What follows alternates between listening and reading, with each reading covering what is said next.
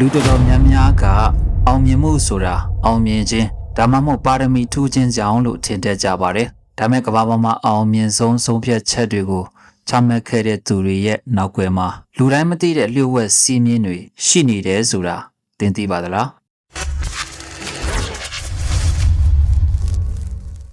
ဒီနေ့မှာတော့ကျွန်တော်တို့ကကမ္ဘာတစ်ဝန်းမှာလူကြိုက်အများဆုံးစီးပွားရေး podcast တစ်ခုဖြစ်တဲ့ The January Audit Series ရဲ့ဖန်တီးသူ Steven Bartlett က2023ခုနှစ်မှာထုတ်ဝေခဲ့ပြီးကမ္ဘာရောင်းရဆုံးစာအုပ်စာရင်းဝင်ခဲ့တဲ့ The Diary of a CEO The 33 Laws of Business and Life ဆိုတဲ့စာအုပ်ကိုအနှစ်ချုပ်တင်ဆက်သွားမှာပဲဖြစ်ပါတယ်။စာရေးသူ Steven Bartlett ရဲ့ဘဝဆက်ကြောင်းကတကယ်ကိုစိတ်ဝင်စားဖို့ကောင်းပါတယ်။သူကအာဖရိကတိုက်နိုင်ဂျီးရီးယားနိုင်ငံမှာမွေးဖွားခဲ့ပြီးအင်္ဂလန်နိုင်ငံမှာကြီးပြင်းခဲ့တဲ့လူမဲကောင်လေးတစ်ယောက်ပါတက္ကသိုလ်တက်ပြီးပထမဆုံးနှစ်မှာတင်ကျောင်းစာတွေကသူ့အတွက်အသုံးဝင်မှုဆိုတာသိလိုက်လို့ကျောင်းထိုးခြင်းခံခဲ့ရပါတယ်ပတ်စံမရှိလို့အမိုက်ပုံးတွေကစားစရာတွေကိုစားဖွေးစားတောက်ခဲ့ရတဲ့အထိဘဝကိုဆင်းရဲဒုက္ခမျိုးစုံနဲ့ဖြတ်တန်းခဲ့ရတဲ့သူပါဒါမဲ့သူကအသက်22နှစ်အရွယ်မှာတင် Social Chain ဆိုတဲ့ Social Media Agency ကုမ္ပဏီတစ်ခုကိုတည်ထောင်ပြီးအသက်28နှစ်မှာအဲ့ဒီကုမ္ပဏီကိုဒေါ်လာတန်းရာချီတန်မိုးရှိတဲ့အများပိုင်းကုမ္ပဏီအဖြစ်စတော့ဈေးကွက်ထဲအထိပို့ဆောင်ပေးနိုင်ခဲ့ပါတယ်။လက်ရှိမှာတော့သူကဗြိတိန်နိုင်ငံရဲ့နာမည်ကြီးတီဗီအစီအစဉ်တစ်ခုဖြစ်တဲ့ Dragon's Den ရဲ့အသက်ငယ်ဆုံးရင်းနှီးမြှုပ်နှံသူတဦးလည်းဖြစ်ပါတယ်။သူကဒီစာအုပ်ကိုဘာကြောင့်ရေးသားခဲ့ရတာလဲဆိုရင်သူ့ရဲ့ podcast မှာကမ္ဘာအဆင့်မီစီးပွားရေးလုပ်ငန်းရှင်တွေအားကစားသမားတွေသိပ္ပံပညာရှင်တွေနဲ့အမှုပညာရှင်ရာပေါင်းများစွာကိုလူတွေ့မေးမြန်းခန်းလုပ်ခဲ့ရာကနေရရှိလာတဲ့အချက်အလက်တွေကိုတတိထားမိသွားလို့ပဲဖြစ်ပါတယ်။ဒီအောင်မြင်တဲ့သူတွေရဲ့အောင်မြင်မှုနဲ့ကြာရှုံးမှုတွေနောက်ွယ်ကအနှစ်ချုပ်တွေကိုစစ်ထုတ်ပြီးဘဝရဲ့စီးပွားရေးမှာဘယ်တော့မှမပြောင်းလဲမဲ့အမြင့်မှန်ကန်နေမဲ့ဥပဒေတာ33ခုအဖြစ်ဒီစာအုပ်မှာစုစည်းတင်ပြထားတာပါ။ဒါကြောင့်ဒီစာအုပ်ရဲ့အဓိက message ကတော့ရှင်းလေးပါပဲ။စီးပွားရေးမှာအောင်မြင်ဖို့ဆိုရင်ကိုယ့်ရဲ့ကိုယ်ပိုင်ဘဝကိုယ်ပိုင်စိတ်ဓာတ်ဗေဒကိုအရင်ဆုံးပြုပြင်ပြောင်းလဲရမယ်ဆိုတဲ့အချက်ပဲဖြစ်ပါတယ်2026ခုနှစ်ယနေ့ခေတ်မှာပြောင်းလဲမှုမြန်ဆန်လာတဲ့ digital ခေတ်ကြီးထဲမှာဆိုရင်ဒီစည်းမျဉ်းတွေဟာဘိုးလို့တော့ရေးပါလာပြီပဲဖြစ်ပါတယ်ဒါကြောင့်ဘဝကိုတိုးတက်ခြင်းနဲ့မြန်မာလူငယ်တွေစီးပွားရေးလုပ်ငန်းရှင်တွေအတွက်ဒီစာအုပ်နှစ်ချုပ်ကဘဝရဲ့အလဲပြောင်းတစ်ခုဖြစ်လာစေမယ်လို့ယုံကြည်မိပါတယ်ခင်ဗျာ Law 1 Feed your fight basket in the right order စိုင်းဆက်ပြောထားတဲ့ပထမဆုံးစီမင်းကတော့တင့်မှာအလိုအဆုံးဖြစ်တဲ့ချင်းတော်၅ချင်းကိုမှန်ကန်တဲ့အစီအစဉ်တိုင်းဖြည့်ပါလို့ဆိုပါတယ်စိုင်းဆက်ကလူတယောက်ရဲ့ဘဝမှာမရှိမဖြစ်ဖြည့်ဆည်းရမယ်ချင်းတော်၅ခုရှိတယ်လို့ဆိုပါတယ်အဲ့ဒါတွေကတော့ပထမချင်းတော်တစ်ခုက knowledge ပဲဖြစ်ပါတယ်အသိပညာပါဒုတိယတစ်ခုက skill ဆိုတဲ့ကျွမ်းကျင်မှုပါတတိယတစ်ခုကတော့ network ဆိုတဲ့လူမှုဆက်ဆံရေးကွန်ရက်ဖြစ်ပြီးတော့စတုတ္ထတစ်ခုကတော့ resource လို့ခေါ်တဲ့ငွေကြေးနဲ့အရင်းမြစ်ပဲဖြစ်ပါတယ်၅ခုမြောက်တဲ့နောက်ဆုံးအချက်ကတော့ reputation ဆိုတဲ့ဂုဏ်သတင်းအဆင့်အတန်းတို့ပဲဖြစ်ကြပါတယ်ဒီဥပဒေသဝမ်းရဲ့အတိတ်ကရည်ရွယ်ချက်ကတော့လူတွေဘဝမှာရည်ရှိတည်တဲ့နဲ့အောင်မြင်မှုရရှိဖို့အတွက်အခြေခံအုတ်မြစ်ကိုစနစ်တကျချတက်ဖို့ပဲဖြစ်ပါတယ်။စာရေးသူကသူတေသနာတွေနဲ့သူရဲ့ကိုယ်ပိုင်အတွေ့အကြုံကိုကိုးကားပြီးရှင်းပြထားတာကတော့လူများစုဟာစရိုရာမြောက်ရေပုံဖြစ်တဲ့ငွေကြေးကိုပဲအရင်ဆုံးဖြည့်ချင်ကြတယ်လို့ဆိုပါတယ်။ဒါအလွန်ကြီးမားတဲ့မှားယွင်းမှုပါပဲ။ဘာကြောင့်လဲဆိုတော့အသိပညာနဲ့ကျွမ်းကျင်မှုမရှိဘဲရလာတဲ့ငွေကြေးနဲ့ဂုဏ်သတင်းဟာရေရှည်မှာပြိုလဲသွားတဲ့လို့ပဲဖြစ်ပါတယ်။ဥပမာအဖြစ်တက္ကသိုလ်ကျောင်းသားအများစုဒါမှမဟုတ်အလုပ်တင်လူငယ်တွေကိုကြည့်လိုက်ရင်ဘွေရရခြင်းလစာအများကြီးရမယ့်အလုပ်ကိုပဲလိုက်ရှာတတ်ကြပါတယ်။ဒါဟာအဆင့်၄ကိုအတင်းခုန်ကူးလိုက်ကြပါပဲ။တကယ်တမ်းလုပ်ရမှာကကိုယ့်ကိုပညာနဲ့ကျွမ်းကျင်မှုအဆင့်မှန်ပေးနိုင်မဲ့လမ်းညွှန်ပြသပေးနိုင်မဲ့အလုပ်ပတ်ဝန်းကျင်မျိုးကိုလစာနေရင်တော့ရွေးချယ်တင်တာပဲဖြစ်ပါတယ်။အသိပညာနဲ့ကျွမ်းကျင်မှုဆိုတာပထမချင်းတောင်းနှစ်ခုပြည့်စုံသွားပြီဆိုရင်လူမှုဆက်ဆံရေးကွန်ရက်ဆိုတာအလိုလိုကျပြန့်လာပြီးတော့အဲ့ဒီကနေတဆင့်ငွေကြေးနဲ့နာမည်ဂုဏ်သတင်းဆိုတာအလိုလျောက်လိုက်ပါလာမှာပဲဖြစ်ပါတယ်ဒီနေရာမှာစိတ်ပညာသဘောတရားအရလူရချက်ချင်းလက်ငယ်ရလက်ကိုလိုချင်တဲ့အမားကိုအမြဲတမ်းကျူးလွန်မိတတ်ကြတာပါပဲအကယ်၍မိတ်ဆွေကအခုချိန်မှာကိုယ်ပိုင်စီးပွားရေးလုပ်နေတဲ့လုပ်ငန်းရှင်တယောက်ဆိုရင်အမျက်ငွေရဖို့ထက်ကိုယ့်ရဲ့လုပ်ငန်းကျွမ်းကျင်မှုနဲ့ဖောက်တယ်တွေပေါ်ထားရှိတဲ့ ဝန်ဆောင်မှုအရေးသွေးကိုအရင်မြင့်တင်ရပါမယ်။ဒါကြောင့်ဒီခန်းရဲ့နှစ်ချုပ်သင်ခန်းစာကတော့ငွေနောက်ကိုဘယ်တော့မှမလိုက်ပါနဲ့။သင်ရဲ့ပညာနဲ့ရည်ချင်းကိုရင်မြင့်တင်မှာမနှက်ပြန်ငါစပြီးသင်သုံးချနိုင်မဲ့အချက်ကတော့မိမိကိုယ်ကိုပြန်မေးကြည့်ပါ။ငါကိုလုံနေတဲ့အလုပ်ကငါရဲ့ဘယ်ချင်းတောင်းကိုဖြည့်ပေးနေတာလဲဆိုတဲ့အချက်ပဲဖြစ်ပါတယ်။ Law 2 to teach them you must contextualize ဒီစရုပ်သားမြောက်စီမင်းကတော့လူတွေကိုသင်ကြားပြသပေးခြင်းရင်သူတို့ရဲ့အခြေအနေနဲ့ကန့်ညီအောင်ဆက်ပေးရမယ်ဆိုတဲ့ဥပဒေသနံပါတ်2ပဲဖြစ်ပါတယ်ဒီကန်းယူရချက်ကတော့တိကျတဲ့ဆက်သွယ်ပြောဆိုမှု effective communication အကြောင်းဖြစ်ပါတယ်ဆိုင်းဆက်စတီဗင်ကသူကုမ္ပဏီကြီးတွေကိုဥဆောင်ခဲ့စဉ်ကဝန်ထမ်းတွေကိုအမိန့်ပေးခိုင်းစေရုံနဲ့အလုံးမဖြစ်ဘူးဆိုတာကိုယ်တိုင်ကြုံတွေ့ခဲ့ရပါတယ်လူတွေကမိမိတို့နဲ့တိုက်ရိုက်မသက်ဆိုင်ဘူးလို့ခံစားရတဲ့အချက်လက်တွေကိုလုံးဝမှတ်မိမနေတတ်ကြပါဘူးဒါကြောင့်ဘယ်ရာကိုမဆိုရှင်းပြတော့မဲဆိုရင်နားထောင်သူရဲ့ဘဝစဉ်တွေသူတို့ရဲ့စိတ်ပါဝင်စားမှုနဲ့ဆက်ဆက်ပြီးပုံမြင်ပြောသလိုပြောပြရမှာဖြစ်ပါတယ်ဒါပညာရေးနဲ့စိတ်ဓာတ်ဗေဒသဘောတရားအရတတိယအချက်လက်ကိုပုံဖော်ဆက်ခြင်း contextualization လို့ခေါ်ပါတယ်လူရဲ့အုံနောက်ဟာမလိုလားတဲ့အချက်လက်တွေကိုညှင်းပယ်ပြီးတော့မိမိရဲ့ရှင်သန်မှုဒါမှမဟုတ်ကိုယ့်ရဲ့အကျိုးစီးပွားနဲ့သက်ဆိုင်တဲ့အရာတွေကိုပဲမှတ်သားထားတတ်ပါတယ်။ဥပမာအဖြစ်ရုံးဝင်တဲ့ဒါမှမဟုတ်မန်နေဂျာတွေကိုကြည့်ရင်ဒီလိုမျိုးအမှားကိုခဏခဏလုပ်တတ်ကြပါတယ်။ဥပမာမိမိထက်လူကြီးကဝန်ထမ်းတွေကိုငါရဲ့ကုမ္ပဏီရဲ့တိုးတက်မှုတော့ KPI ကို20%တက်အောင်လုပ်ရမယ်လို့တွားပြောရင်ဝန်ထမ်းတွေကလုံးဝစိတ်ဝင်စားပါဘူး။အဲ့ဒီစားအခုသွားနေတဲ့ပုံစံတိုင်းဆိုရင်ငါတို့နောက်လာမှာအချိန်ပိုဆင်းရတာတွေလျှော့သွားမယ်မင်းတို့မိသားစုနဲ့အချိန်ပိုပေးနိုင်မယ်ပြီးတော့အားလုံးလားစာတို့ကိုအခွင့်အရေးပုံများလာမယ်ဆိုပြီးဝန်ထမ်းတွေရဲ့ကိုယ်ပိုင်ကြိုးစည်းဝါးနဲ့ဆက်ပြောင်းလဲပြောဆိုတတ်ရပါမယ်မိသားစုရေးမှာလဲမိဘတွေကသားသမီးတွေကိုစာကြက်ပါလို့တွင်ပြောနေမဲ့အစားကလေးစိတ်ဝင်စားတဲ့ဂိမ်းတွေဒါမှမဟုတ်သူဖြစ်ချင်တဲ့အနာဂတ်ရှိမှန်းချက်တွေနဲ့စာဖတ်ခြင်းကိုဆက်ပေးရမှာပဲဖြစ်ပါတယ်ဒါကြောင့်ဒီအခန်းကနေသင်ခန်းစာယူပြီးလောက်ရမယ်အလေးထားတစ်ခုကတော့သူတစ်ပါးကိုစကားမပြောခင်မှာဒီနေရာမှာငါဆိုရင်ဘာကိုစိတ်ဝင်စားမလဲလို့အမြဲကြိုတင်တွေးတော်တဲ့အလေးထားကိုကျင့်သုံးရမှာပဲဖြစ်ပါတယ်။ဒါကြောင့်လူတွေကိုအမိန့်မပေးပါနဲ့။သူတို့နားလည်နိုင်မဲ့ဘဝအခြေအနေနဲ့ဆက်ပြီးဆွဲဆောင်လိုက်ပါ။ Law 3 You must destroy your injuries before they destroy you ဒီတတိယမြောက်စီးမြင်ကတော့အလွန်လေးနက်ပါတယ်။သင်ရဲ့တန်ရာတွေကတင့်ကိုမဖြတ်စည်းခင်မှာသင်ကအဲ့ဒီတန်ရာတွေကိုအရင်ဆုံးကုသဖြတ်စည်းရမယ်ဆိုတဲ့အချက်ပဲဖြစ်ပါတယ်ဒီခန်းရွယ်ချက်ကတော့ကျွန်တော်တို့ရဲ့အတိတ်ကစိတ်တန်ရာတွေဖြစ်တဲ့ psychological traumas တွေဟာလက်ရှိဆုံးဖြတ်ချက်တွေအပေါ်ဘယ်လိုလွှမ်းမိုးနေလဲဆိုတာကိုနားလည်စေဖို့စာရေးဆရာကပြောထားတာပဲဖြစ်ပါတယ်စာရေးဆရာကစီးပွားရေးသမားကြီးတော်တော်များများနဲ့အင်တာဗျူးလုပ်တဲ့အခါသူတို့ရဲ့အောင်မြင်မှုနောက်ွယ်မှာကလေးဘွားကမိဘတွေရဲ့အတိမတ်ပြုမှုမရခဲ့တာ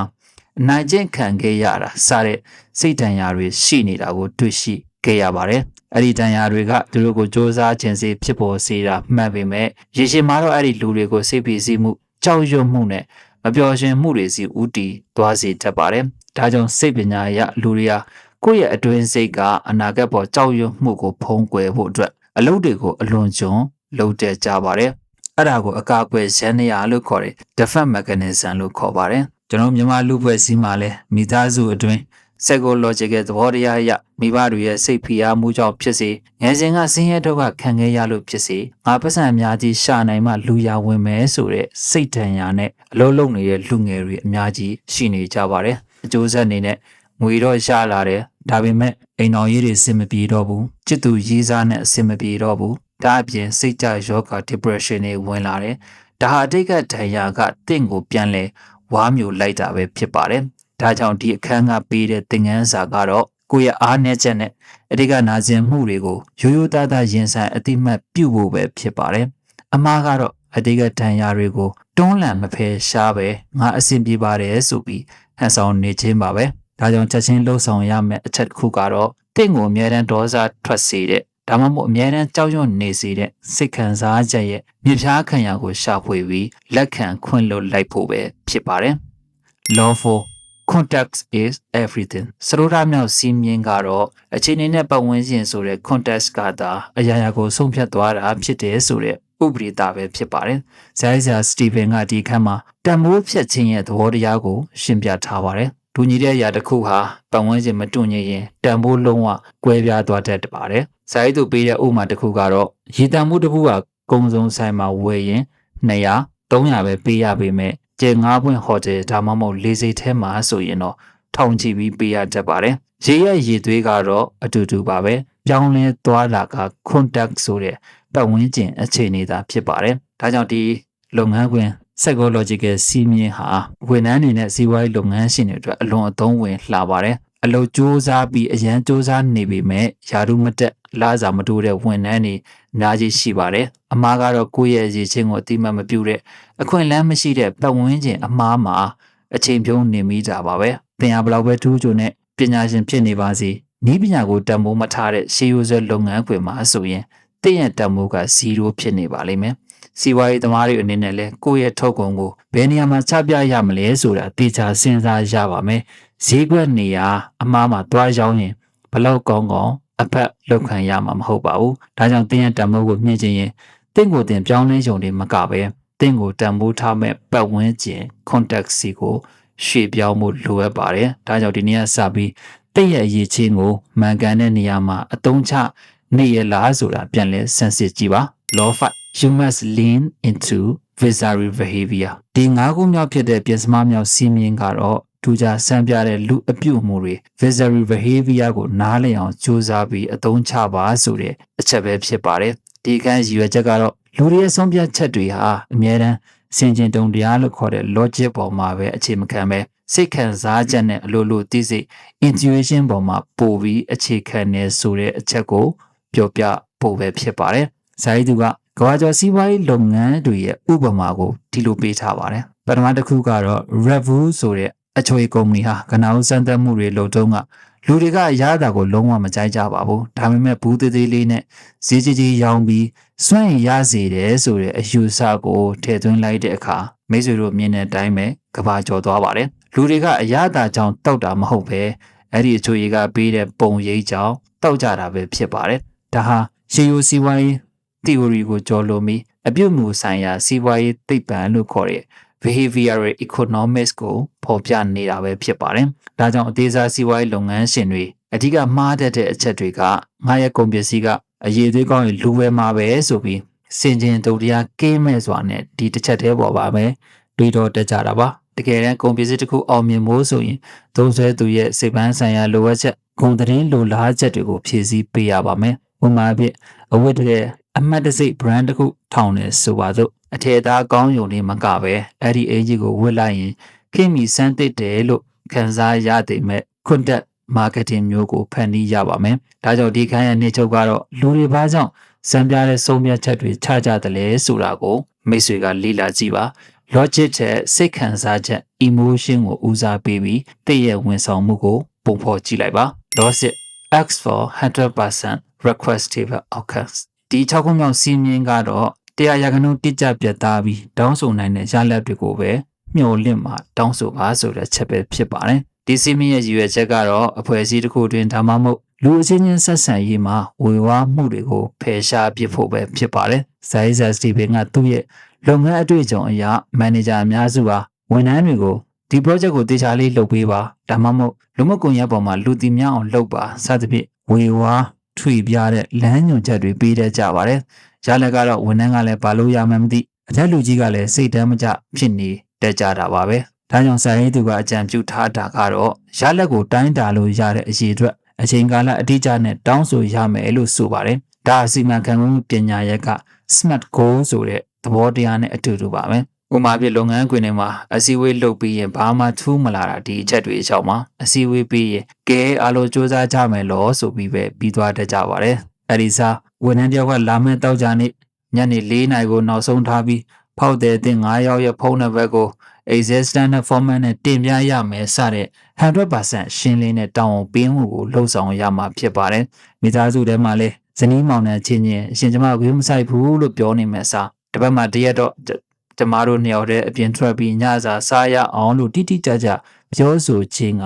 အိမ်တော်ကြီးပဏီပခါတွေကိုလျှော်နေစီမှာပဲဖြစ်ပါတယ်ဒါကြောင့်ဝေဝါးထွေပြားမှုတွေကိုဖယ်ရှားပါတိကျမှုကိုလေ့ကျင့်မွေးမြူပါ ဒီနေ့ကစပြီးသူတို့ဘာကိုအကူအညီတောင်းရင်ပဲဖြစ်ဖြစ်တာဝန်ပေးရင်ပဲဖြစ်ဖြစ်ဘယ်အရာကိုဘယ်အချိန်မှာဘယ်နှခုလိုချင်တာလဲဆိုတာကိုရှင်းရှင်းလင်းလင်းပြောဆိုတဲ့အလေးချိန်ကိုစတင်လှုပ်ဆောင်ကြည့်ပါ Law 7 Friction can design behavior ဒီခုမြောက်စီးမြင်ကတော့အလွန်ကိုတန်ဖိုးရှိပါတယ်ပုတ်တိုက်မှု friction ဆိုတဲ့အဓာတ်စီကိုသုံးပြီးလူတွေရဲ့အပြုအမူကိုပုံဖော်နိုင်တယ်ဆိုတဲ့ဥပဒေတာပါဒီခန်းရည်ရွယ်ချက်ကတော့အတားအဆီးတွေကအများတမ်းမကောင်းတာမဟုတ်ပဲလူတွေရဲ့အလေးထားအစိုးတွေကိုတားဆီးဖို့ဒါမှမဟုတ်အလေးထားကောင်းတွေဖြစ်လာဖို့စနစ်တကျသုံးလို့ရတယ်ဆိုတဲ့အချက်ကိုစာရေးဆရာကပြောထားပါတယ်စာရေးသူက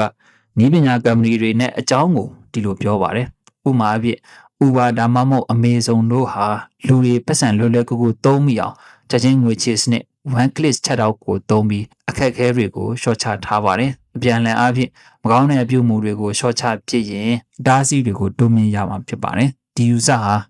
habit psychology ရဲ့အခြေခံပဲဖြစ်ပါတယ်လူရဲ့တဘာဝဟာတက်တောင့်တက်တာရှိမှုကိုရှာဖွေပြီးအားစိုက်ရမယ့်အရာတွေကိုရှောင်ကျဉ်တတ်ပါတယ်ဥပမာအဖြစ် personal development လုပ်တဲ့အခါအမြဲရှုံးနေရခါကဒီစည်းမျဉ်းကိုမသိကြလို့ပါပဲဥပမာအဖြစ်ညဘက်ဖုန်းအလွန်ကျွံကြည့်တဲ့လေးချကိုဖြတ်ပစ်ချင်တယ်ဆိုရင်ဖုန်းကိုခရင်ပေးမှမထားပါနဲ့ဖုန်းအားသွင်းကြိုးကိုတခြားအခန်းမှာသွားထားလိုက်ပါဖုန်းကြည့်ဖို့အတွက်အခန်းပြင်ထွက်ရမယ်ဆိုတဲ့အတားအဆီးကိုဖန်တီးလိုက်တာအကြောင်းအုံနောင်ကပြင်းရိပ်ပြီးမကြည့်ပြတော့ပါဘူးဒီလိုမျိုးငွေကြေးစီမံခန့်ခွဲမှုမှာလည်းပိုက်ဆံအလွယ်တကူသုံးမရအောင် mobile banking app ထဲမှာပဲမထားပဲပြန်ထုတ်ရခက်တဲ့ fixed deposit လိုမျိုးလာစားရချင်းထည့်လိုက်တာမျိုးဟာကောင်းမွန်တဲ့အတားအဆီးတွေဖန်တီးခြင်းပဲဖြစ်ပါတယ်ဒါကြောင့်ဒီအခန်းရဲ့အနှစ်ချုပ်ကတော့ကောင်းတဲ့အလုပ်တွေအတွက်လမ်းကြောင်းကိုချုံမအောင်လုပ်ပြီးမကောင်းတဲ့အလေးထားတွေအတွက်အတားအဆီးအခက်အခဲတွေကိုအများကြီးခံထားဖို့ပဲဖြစ်ပါတယ် Law 8 Tell a story that makes them feel ဒီရှိခုမြောက်စီးမြင်ကတော့လူတွေခံစားချက်ဖြစ်ပေါ်လာစေမဲ့ပုံမြင်တွေကိုပြောပြပါဆိုတဲ့အချက်ပဲဖြစ်ပါတယ်ဒီခန်းရဲ့အဓိကရည်ရွယ်ချက်ကတော့ marketing နဲ့လူအများပေါ်ဩဇာတက်ရောက်ခြင်းရဲ့လျှို့ဝှက်ချက်ဟာဇလန်းစဉ်ပုံပြောခြင်းလို့ခေါ်တဲ့ storytelling ဖြစ်တယ်လို့ဆိုပါတယ်ဇာတ်ဆရာကသူ့ရဲ့လုပ်ငန်းတွေအောင်မြင်ခဲ့တာဟာကိန်းဂဏန်းချက်လက်တွေကိုချပြဖို့မဟုတ်ပဲလူတွေရဲ့နှလုံးသားကိုထိခိုက်စေမဲ့ဇလန်းတွေကိုတေချာပုံဖော်ခဲ့လို့ဖြစ်ကြောင်းရှင်းပြထားပါတယ်လူတွေဟာသင်ပြောတဲ့ချက်လက်တွေကိုမေ့သွားနိုင်ပေမဲ့တင့်ကြောင့်သူတို့ဘယ်လိုခံစားနေရတာလဲဆိုတာကိုတော့ဘယ်တော့မှမမေ့ကြပါဘူးဒါစိတ်ပညာအရလူကောင်းတော်မှာရှိတဲ့ခံစားချက်ဗဟုဌာနကိုလှုပ်ဆော်ခြင်းပဲဖြစ်ပါတယ်ဥပမာပြ online shopping လုပ်ငန်းရှင်တွေဒါမှမဟုတ် content creator တွေအဓိကမှားတတ်တာကတော့ကုန်ပစ္စည်းရဲ့ feature တွေကိုစာတမ်းရှည်ကြီးတွေနဲ့ရေးပြီးရောင်းတတ်ကြတာပါပဲဥပမာပြ supplement တွေရောင်းမယ်ဆိုရင်ဒီထဲမှာဗီတာမင်ဒီလောက်ပါတယ်လို့ပြောနေမယ်အစားအရင်ကအလောက်ကပြန်လာရင်ကလေးနဲ့တော့မစော့နိုင်ပဲမောဘတ်နေတဲ့အမေတယောက်ဟာဒီပစ္စည်းလေးသုံးပြီးတဲ့နောက်ပိုင်းမှာမိသားစုကိုချိန်ပြဘလို့ပြောရွှင်အောင်ထားနိုင်ခဲ့လဲဆိုတဲ့ဖြစ်ရမှန်ဇလန်းလေးကို story လေးကိုပြောပြရမှာပဲဖြစ်ပါတယ်ဒါကြောင့်အမြဲတမ်းအချက်လက်တွေကိုပဲမချပြပါနဲ့ story တွေပြောပါနားထောင်သူကိုစိတ်လှုပ်ရှားမှုဝမ်းနည်းမှုဒါမှမဟုတ်တက်ကြွမှု emotion တစ်ခုခုခံစားရအောင်ဖန်တီးပေးဖို့လိုပါတယ် Law 9 The power of negative manifestation ဒီကိုခုမြောက်စီးမြင်ကတော့လူတော်တော်များများတွေးနာတာနဲ့ဆန့်ကျင်ဘက်ဖြစ်တဲ့အဆိုးမြင် manifestation အကြောင်းတွေပဲဖြစ်ပါတယ်။စာရေးသူကခေတ်ပေါ်ယုံကြည်ချက်တစ်ခုဖြစ်တဲ့အကောင်းမြင်စိတ်တစ်ခုတည်းနဲ့အရာရာအောင်မြင်နိုင်တယ်ဆိုတဲ့အယူအဆဖြစ်တဲ့ toxic positivity ကိုရိုးရိုးသားသားလေးဝေဖန်ထားပါတယ်။ဒီကံရဲ့ရည်ရွယ်ချက်ကတော့မောင်ခင်များကြုံတွေ့လာရမယ့်အခက်အခဲတွေစိုးဆုံးချိန်တွေကိုကြိုတင်တွေးဆပြီးပြင်ဆင်ထားဖို့ပဲဖြစ်ပါတယ်။စာရေးသူက project တစ်ခုမှာမစတင်ခင်မှာဒီ project တာလုံးဝပျက်စီးသွားခဲ့ရင်ဘယ်အချက်တွေကြောင့်ဖြစ်နိုင်မလဲဆိုတာကိုအဖွဲ့သားတွေနဲ့ကြိုတင်ဆွေးနွေးလေးရှိပါတယ်။ဒါဟာရှေးအောင် story ဒသနီကပေထားရဲ့ဘေးဒုက္ခတွေကိုကြိုတင်တွေးတောခြင်းဆိုတဲ့သဘောတရားနဲ့ဓာတ်ရိုက်ဆက်ဆက်နေပါတယ်။ဒါကြောင့်လူငယ်တွေအနေနဲ့အတိတ်သောလုပ်ငန်းတွေကိုစတင်တဲ့အခါအားတက်စရာအောင်မြင်မှုတွေကိုပဲကြည့်ပြီးငါလည်းဖြစ်မှာပါဆိုတဲ့စိတ်ကူးရင်မှုနဲ့ဆွတ်တိုးလုပ်တတ်ကြပါတယ်။ဥပမာဖြင့်လက်ပြီးဆိုင်ဒီဇိုင်းဖွင့်နေဆိုပါစို့ပထမ6လအတွင်းလူမလာရင်ငါမှဆိုင်လာကပေးဖို့ရန်ငွေရှိရလားအချက်ပြုတ်စရာအကျော်စရာအလော်စရာထွက်သွားရင်ဘယ်သူအစားထိုးမလဲဆိုတဲ့အဆိုးဆုံးအခြေအနေတွေကိုကြိုတင်မတွေးထားတတ်ကြပါဘူး။ရလည်းကတော့ပြဿနာနည်းငယ်ကြုံရရှုံတဲ့လုပ်ငန်းပစ္စည်းသွားတတ်တာပါပဲ။ဒါကြောင့်ဒီခန်းရဲ့သင်ခန်းစာကတော့အကောင်းမြင်စီရှိုံနဲ့မလုံလောက်ပါဘူး။အဆိုးဆုံးအတွက်လည်းကြိုတင်ပြင်ဆင်ထားရပါမယ်။ဒါကြောင့်ဒီနေ့ကစပြီး တင်းရဲ့ရေးကြီးတဲ့အစီအစဉ်တိုင်းမှာ plan B နဲ့ plan C ကိုတေချာရေးဆွဲထားရမှာပါ။ Long-term your skills are cheap but your synergy is expensive ဒီ19မြောက်စီးမြင်ကတော့တင်းရဲ့ကျွမ်းကျင်မှုတစ်ခုတည်းကတန်ဖိုးနည်းနေပေမဲ့တင်းရဲ့အရေးချင်းတွေကိုပေါင်းစပ်လိုက်တဲ့အခါအလွန်အဖိုးတန်တဲ့တန်ဖိုးကြီးမားသွားတယ်ဆိုတဲ့အချက်ပဲဖြစ်ပါတယ်။ဒီခန်းယူမှတ်ချက်ကတော့ကျွန်တော်တို့ကနယ်ပယ်တစ်ခုထဲမှာကမ္ဘာအဆင့်မီထိပ်ဆုံး100%ဖြစ်အောင်စူးစမ်းနေဖို့မလိုပဲမတူညီတဲ့အရေးချင်းနှစ်ခုဒါမှမဟုတ်3ခုကိုအသင်အတင်ကောင်းမွန်အောင်လေ့လာပြီးပေါင်းစပ်ခြင်း skill ဖြစ်တဲ့ skill stacking ကိုဆောင်ရွက်ခြင်းအပြင်တာမန်ထက်ထူးကဲတဲ့လူဖြစ်လာနိုင်ကြောင်းရှင်းပြထားပါတယ်။ဆရာကြီးဆရာကိုယ်တိုင်ဟာကမ္ဘာအတော်ဆုံး program ရေးသမားမဟုတ်သလိုအတော်ဆုံးစာရေးဆရာလည်းမဟုတ်ပါဘူး။ဒါပေမဲ့သူဟာ social media marketing လူထုရှိစကားပြောစွမ်းရည်နဲ့ psychological သဘောတရားတွေကိုပေါင်းစပ်လိုက်တဲ့အခါအလွန်ထက်မြက်တော်တဲ့ပုဂ္ဂိုလ်တစ်ယောက်ဖြစ်လာခဲ့ပါတယ်။ဒါစီးပွားရေးနဲ့ကိုယ်ပိုင်တိုးတက်မှုဆိုင်ရာ uniselling proposition ဆိုတဲ့ USB ကိုတိစောက်တဲ့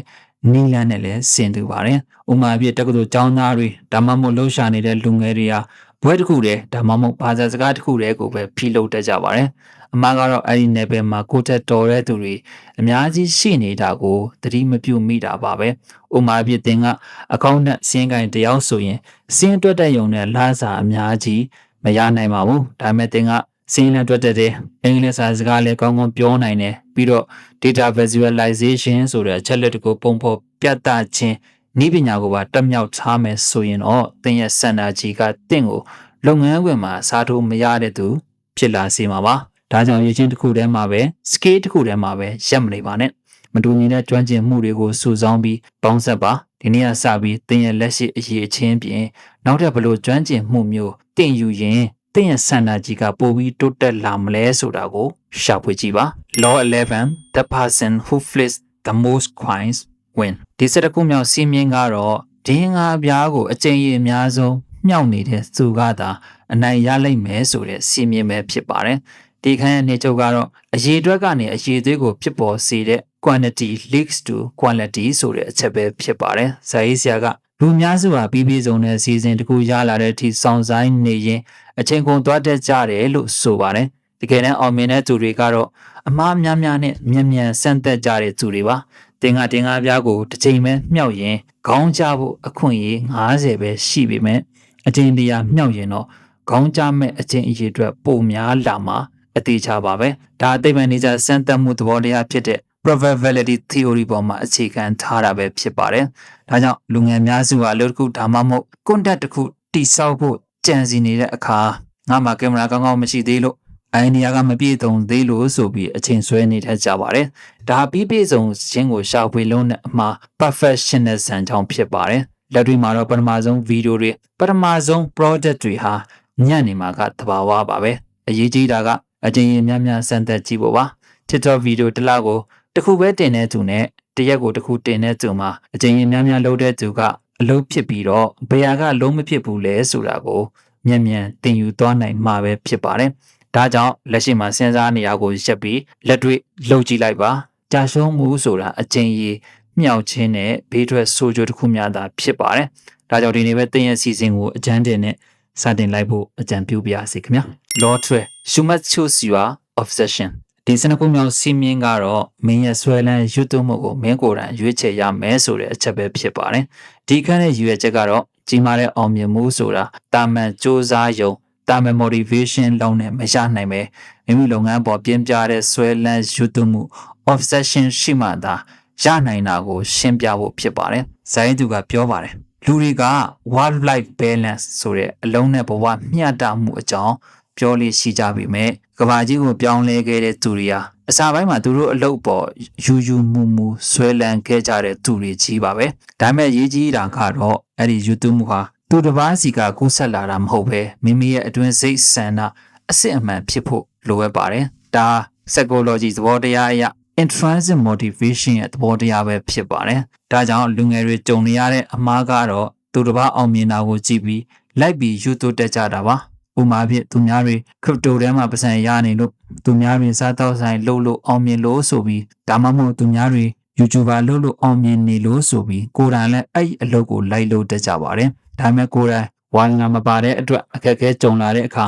လော်ရင်နဲ့လက်လျှော့သွားတတ်ကြပါတယ်တကယ်အောင်မြင်မှုကိုလိုချင်ရင်သင်ရဘယ်အရာအတွက်မဆိုညားမအိပ်ပဲနေမအိပ်ပဲလုပ်နိုင်မလဲဘယ်အရာကတင့်ကိုရင်ခုန်စေလဲဆိုတာကိုရှာဖွေရပါမယ်ဒါကြောင့်ဒီခန်းကပေးတဲ့သင်ခန်းစာကတော့ကိုယ်တိုင်ရွေးချယ်တဲ့အရာအပေါ်မှာအာရုံစိုက်ပါဒီနေ့အစပြီးသူတစ်ပါးရဲ့အောင်မြင်မှုကိုငင်းမောကြည့်နေမဲ့အစားတင့်ကိုတကယ်ရွတ်သွစေတဲ့အရာကိုရှာဖွေဖော်ထုတ်ပြီးလိုက်ပါဆောင်ရွက်ကြည့်ပါ Law 13 Do not let small wins stop you ဒီစသုံးခုမြောက်စီမင်းကတော့အောင်မြင်မှုတေးသေးလေးတွေကတင့်ကိုရက်တက်မသွားစေနဲ့ဆိုတဲ့အချက်ပဲဖြစ်ပါတယ်ဒီကံရည်ရွယ်ချက်ကတော့အောင်မြင်မှုရဲ့ထောင်ချောက်ကိုသတိပေးဖို့ပဲဖြစ်ပါတယ်လူတော်များများဟာဘဝမှာခက်ခဲတွေစီစဉ်ကအလွန်စူးစမ်းကြပေမဲ့အောင်မြင်မှုအနေငယ်ရလာတဲ့အခါဥမာပြအိမ်ပိုင်ကားပိုင်ရလာတဲ့အခါဒါမှမဟုတ်ခံမီကအမျက်နည်းနည်းထွက်လာတဲ့အခါမှာ comfort zone နဲ့ရောက်သွားပြီးအစောပိုင်းကထားရှိခဲ့တဲ့စူးစမ်းအားထုတ်မှုတွေညှော်နေသွားတတ်ကြပါတယ်ဒါကြောင့် Science Steven ကသူ့ရဲ့ပထမဆုံးခံမီအောင်မြင်ကာစမှာဒီထောင်ချောက်ကိုကြုံခွင့်ရကြောင်းရိုးသားစွာဝန်ခံထားပါတယ်ဒါဟာစင်ငယ်ပြောင်းလဲမှု psychology သဘောတရားအရာလူသဘောဝါဟာလုံလောက်တဲ့ချိန်တွေရောက်ရင်စွမ်းရည်ကိုချွေတာဖို့ပြင်းရည်သွားတတ်တဲ့သဘောရှိလို့ပဲဖြစ်ပါတယ်ဥမာအဖြစ်ကိုကစံတစံဖွင့်ဖို့နာမည်ကြီးလာရင်နောက်ပိုင်းမှာရတာပြတ်သွားတာဝန်ဆောင်မှုညံ့သွားတာတွေခဏခဏတွေ့ရတတ်ပါတယ်ဒါဟာအောင်မြင်မှုအသေးစားလေးမှာတင်းတိမ်သွားတဲ့အမှားကြောင့်ပါရုံးဝန်ထမ်းတွေလည်းယာတို့တစ်ခုရပြီးသွားတာနဲ့နောက်ထပ်ပညာရဲ့အသစ်တွေကိုမလေးလာတော့ပဲရပ်တန့်သွားတဲ့ကြပါတယ်ဒါကြောင့်ဒီအခန်းရဲ့အနည်းချုပ်ကတော့အောင်မြင်မှုဆိုတာဘန်းနိုင်မဟုတ်ပဲခီးစဉ်တစ်ခုသာဖြစ်ပါတယ်အမြဲတမ်း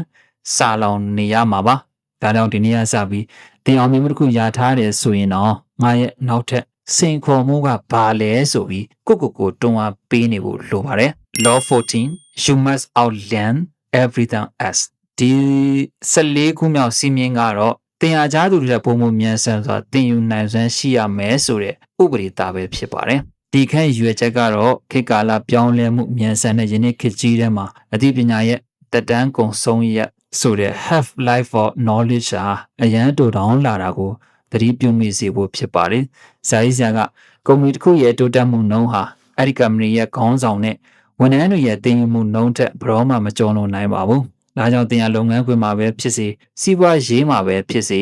အများတန်းရှိကပြေးနေခြင်းရင်စင်စက်မပြတ်တင်ယူနေတဲ့ continuous learner ဖြစ်ရပါမယ်။ဒါစိတ်ပညာရှင် Carol Dweck ရဲ့ total လိုစိတ်အမြင် group mindset နဲ့တိုက်ရိုက်သက်ဆိုင်ပါတယ်။ဥပမာအဖြစ်ဝန်ထမ်းလုပ်နေတဲ့လူငယ်အများစုဟာကျောင်းတွေပြီးသွားရင်စာမဖတ်ချင်ကြတော့ပါဘူး။အဲ့ဒီမှာကြောင့်ပဲဤပညာအသစ်တွေဥပမာအဖြစ် AI နည်းပညာတွေပေါ်လာတဲ့အခါအလောက်ကန်ခွင့်လန်းတွေဆုံးရှုံးကုန်ကြတာပါ။ဒါကြောင့်လက်ရှိကာလမှာ AI ကိုအသုံးမချတတ်တဲ့ဝန်ထမ်းတစ်ယောက်ဟာ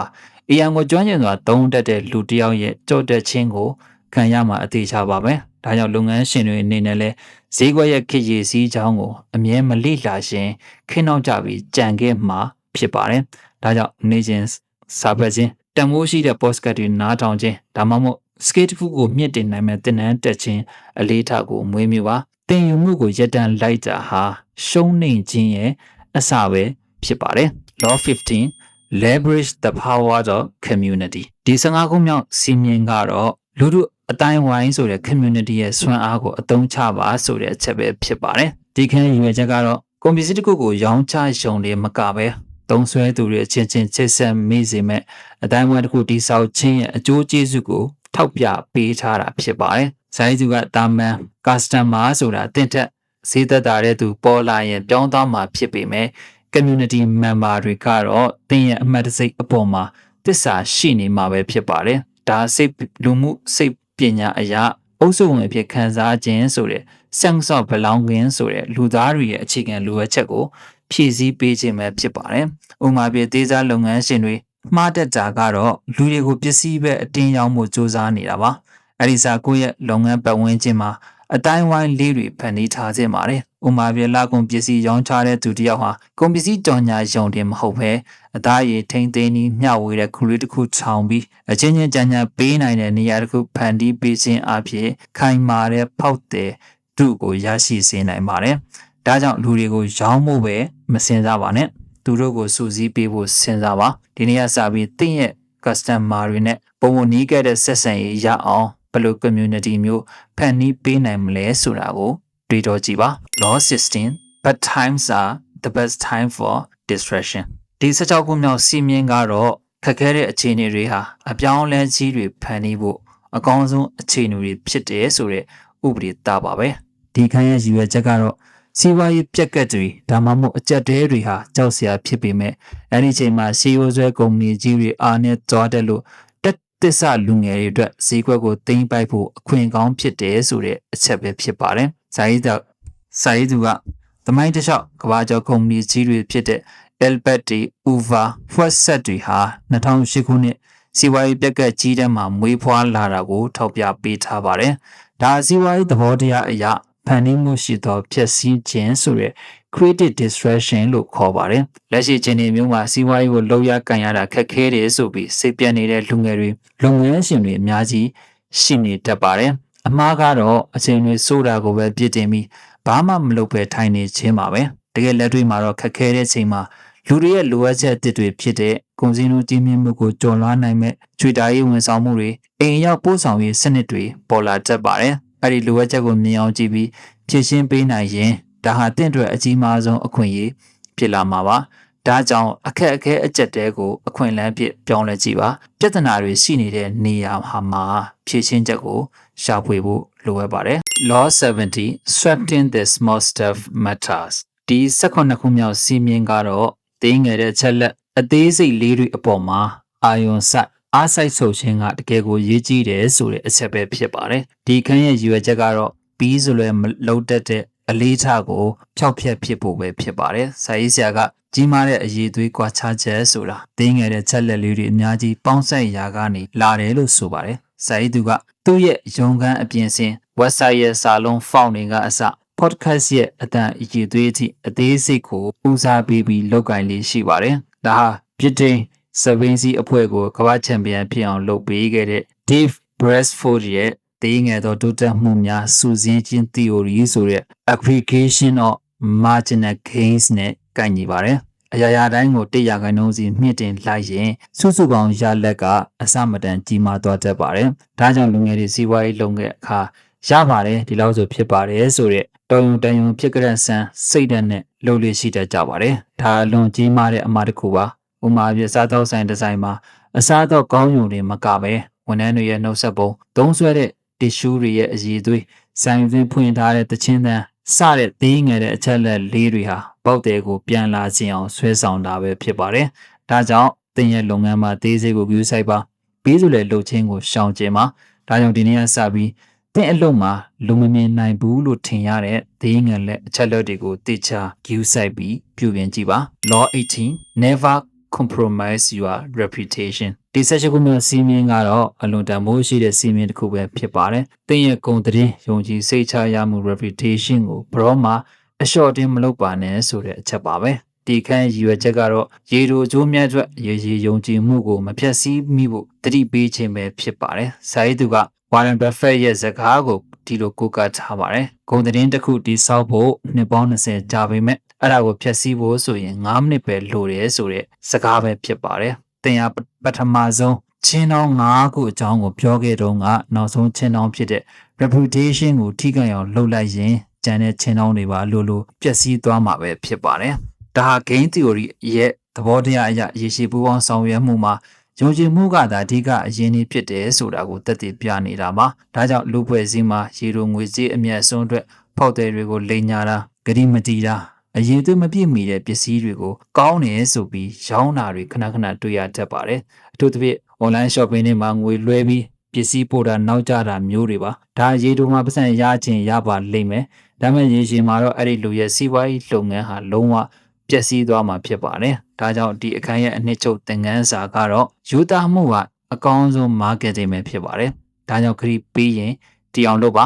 အမားကိုဖုံးကွယ်မဲ့အစားရိုးရိုးသားသားဝန်ခံပြီးတောင်းယူပါ Law 19 You must soften your aids ဒီစကူခုမြောက်စီမင်းကတော့အဖွဲ့အစည်းခေါင်းဆောင်မှုတွေအရေးကြီးတဲ့သင်ရဲ့ဇေယျလေးတွေကိုရှော့ချပါဆိုတဲ့အချက်ပဲဖြစ်ပါတယ်။ဒီကံရည်ရွယ်ချက်ကတော့အာနာရှင်ဆန်တဲ့ခေါင်းဆောင်မှုပုံစံကနေစာနာနားလည်မှုရှိတဲ့ခေါင်းဆောင်မှုပုံစံကိုပြောင်းလဲ ဖြစ်ဖို့ပဲဖြစ်ပါတယ်။စာရေးသူကသူငငယ်ကအောင်မြင်ခြင်းစောနဲ့ဝန်ထမ်းတွေပေါ်အတင်းကျပ်ခိုင်းစီပြီးသဘောထားခက်ထန်ခဲ့ပူပါတယ်။ဒါမှအဲ့လိုလှုပ်ခြင်းကဝန်ထမ်းတွေကိုကြောက်ရွံ့စေပြီးတည်တွင်ဖန်တီးနိုင်စွမ်းကိုလျှော့ချစေတာကိုသိလာရပါတယ်။ဒါကြောင့်ခေါင်းဆောင်တယောက်ဟာပြတ်သားရမှာမှန်ပေမဲ့ပြောဆိုဆက်ဆံတဲ့အခါမှာနူးညံ့ပျော်ပြောင်းပြီးဂရုတစိုက်နားထောင်တတ်တဲ့သူဖြစ်ရပါမယ်။ဒါစိတ်ပညာအရစိတ်ခံစားမှုဆိုင်ရာဆိုတဲ့ emotional intelligence EQ ရဲ့အရေးပါပုံကိုဖော်ပြနေတာဖြစ်ပါတယ်။လုပ်ငန်းခွင်တွေမှာစီအိုဆွဲတဲ့လူကြီးတွေဟာဝန်ထမ်းတွေကိုခဏခဏစုပူကျင်းမောင်းပြီးအုပ်ချုပ်တတ်ကြပါတယ်။အကျိုးဆက်အနေနဲ့ဝန်ထမ်းကောင်းတွေလှုပ်ထွက်ကြပြီးကြံခဲ့တဲ့သူတွေကလည်းပျော်ရွှင်စွာအလုံးမလုံးနှံကြတော့ပါဘူး။ဒါကြောင့်မိသားစုထဲမှာလည်းအိမ်တော်ဦးစီးကမိမိရဲ့မိသားစုဝင်တွေပေါ်အမြဲဒေါသတကြီးဆက်ဆံနေရင်အိမ်တော်ကြီးဟာလည်းတာယာမှုကင့်မဲ့သွားတတ်ပါတယ်။ဒါကြောင့်တင်းရဲ့အပြောဆိုအပြုမှုတွေကိုပြန်လည်ဆန်းစစ်ပါသူတစ်ပါးကိုစာနာစိတ်နဲ့ဆက်ဆံတဲ့အလေးထားကိုမွေးမြူကြည့်ပါ Law 20 The danger of the proxy barrier ဒီ20ခုမြောက်စီမင်းကတော့ကိန်းဂဏန်းတွေရဲ့အန္တရာယ်ကိုသတိပြုပါဆိုတဲ့အချက်ပဲဖြစ်ပါတယ်ဒီခန်းရွယ်ချက်ကတော့ကျွန်တော်တို့ကအောင်မြင်မှုကိုတိုင်းတာတဲ့အခါအပေါ်ယံကိန်းဂဏန်းတွေကိုပဲကြည့်ပြီးစိတ်ကျေနပ်မနေချစေသတိပေးထားခြင်းပဲဖြစ်ပါတယ်ဥပမာဖြင့် social media ပေါ်မှာ follower အများကြီးရှိခြင်းဒါမှမဟုတ်ဗီဒီယိုတစ်ခုကို view အများကြီးရရှိခြင်းဟာစီးပွားရေးတကယ်အောင်မြင်တာလို့တိုက်ရိုက်မပြသနိုင်ပါဘူးဒါကြောင့်စာရေးသူကဒီလိုရှင်းပြပါတယ်စစ်မှန်တဲ့ရလက်ဥမာ customer ရဲ့စိတ်ကျေနပ်မှု company ရဲ့အသက်တင်အမြတ်ကိုမတိုင်းတာပဲအပေါ်ယံကိန်းဂဏန်းတွေကိုပဲလိုက်ကြည့်နေမယ်ဆိုရင်တင်ရလမ်းမရောက်သွားတတ်ပါတယ်ဒါအစီမံခန့်ခွဲမှုပညာရက်ကGotthart's law ဆိုတဲ့တိုင်းတာမှုပုံစံဟာပန်းနိုင်ဖြစ်သွားတဲ့အခါအဲ့ဒီတိုင်းတာမှုဟာအသုံးဝင်တော့ဘူးဆိုတဲ့စီမင်းနဲ့လည်းကိုင်ညီပါတယ်လူငယ်များစွာဒီနေ့ခေတ်မှာ like and follower နောက်ကိုယူမှုစွာလိုက်နေတတ်ကြပါတယ်အမှားကတော့ like အများကြီးရပေမဲ့ဘဝမှာတကယ်ဝင်ငွေမရှိတာဒါမှမဟုတ်စီးပွားရေးအကျိုးမြတ်မရှိတာတွေကိုကြုံရတာပါပဲလုပ်ငန်းရှင်တွေအနေနဲ့လည်းအယောင်ပမာဏ revenue များနေရှုံနဲ့မလုံလောက်ပါဘူးအတန်ဒီအမြဲဆိုတဲ့ net profitဘယ်လောက်ကျန်လဲဆိုတာကိုပဲအဓိကတိုင်းတာရပါမယ်။ဒါကြောင့်ပေါ်ယံကိန်းဂဏန်းတွေကိုမကြည့်ပါနဲ့။တင်ဘဝနဲ့စီးပွားရေးအတွက်တကယ်အရေးကြီးတဲ့ core metric အမာခံညွှန်းကိန်းတွေကိုပဲအာရုံစိုက်ပြီးတိုင်းတာပါ။ Law 21 You must propagate culture like a virus ဒီ22ခုမြောက်စီမင်းကတော့လုပ်ငန်းခွင်ချင်းကျေးမှုကာချာကိုvirus လိုမျိုးပြန့်နှံ့အောင်လုပ်ရမယ်ဆိုတဲ့အချက်ပဲဖြစ်ပါတယ်။ဒီခန်းရဲ့ရည်ရွယ်ချက်ကတော့အဖွဲ့အစည်းတစ်ခုအောင်မြင်ရရှိမှအောင်မြင်မှုအတွက်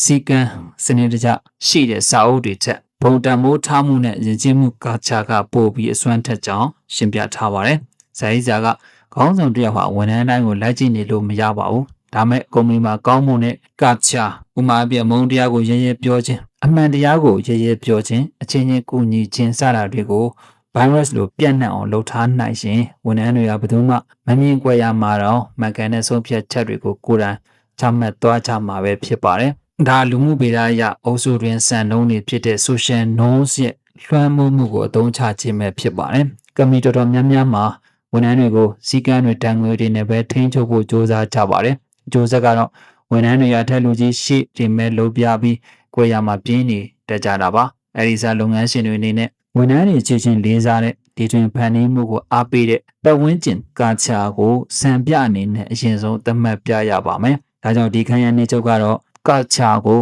စာရွက်ပေါ်မှာပဲမထားပါနဲ့။တင်ရနေစဉ်လုပ်ရက်တွေနဲ့တက်တည်ပြပြီးတင်ရချင်းမှန်ပါရစီကူးဆက်အောင်လုပ်ရမှာဖြစ်ပါတယ်။ Law 22 You must fire fast hire slow ဒီ22ခုမြောက်စီမင်းကတော့အလုပ်ခံထားခြင်းဆိုင်ရာကောင်းမွန်တဲ့စီမင်းတစ်ခုပဲဖြစ်ပါတယ်လူခန့်ရင်ဖြည်းဖြည်းခန့်မှာလူထုတ်ရင်တော့မြန်မြန်ထုတ်ပါဆိုတဲ့အချက်ပါပဲဒီခန့်ရဲ့ရည်ရွယ်ချက်ကတော့ဖွဲ့စည်းတစ်ခုကိုဖျက်ဆီးပစ်နိုင်တဲ့အစိတ်ထောက်ဖြစ်စေတဲ့ဝန်ထမ်းထောက်စစ်အမ်ဘရာရှိတွေကိုအကျဉ်းဆွဲမနေပဲအမြန်ဆုံးအရေးယူဆောင်ရွက်ဖို့ပဲဖြစ်ပါတယ်ဇာရေးသားက